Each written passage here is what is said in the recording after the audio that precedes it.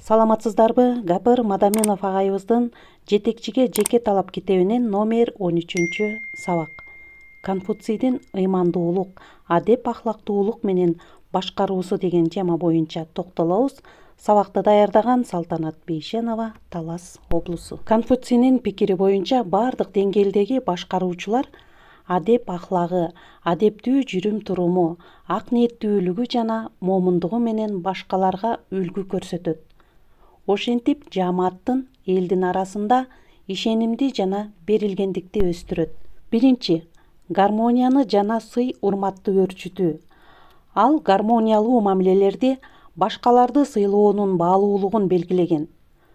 Анын көз карашында эффективдүү башкаруучулар гармониялуу сый урматтуу жашоо жана чөйрөсүн түзүүгө артыкчылык беришет.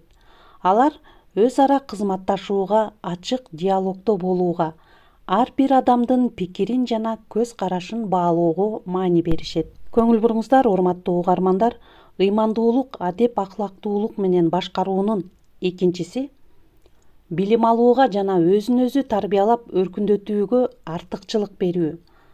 Ал бул маселеге чоң маани берген.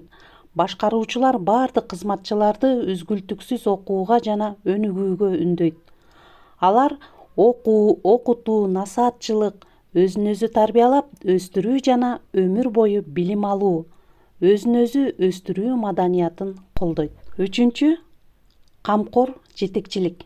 Конфуций кайрымдуу лидерликти белгилеп, жетекчилер өз командасынын жыргалчылыгына жана өнүгүүсүнө кам көрүүсү зарыл деп эскертет. Төртүнчү, үй бүлө мүчөлөрүнүн өз ара сый урмат жана берилгендиги.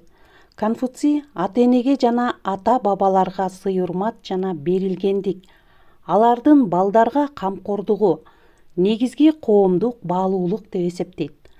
Ал бир жааматта, командада иштегендерди да бир үй бүлө мүчөлөрүндөй өз ара камкордукка, берилгендикте болууга үндөгөн. Анда эмесе, урматтуу угармандар, ушуну менен бүгүнкү чыгарылышты жыйынтыктайбыз.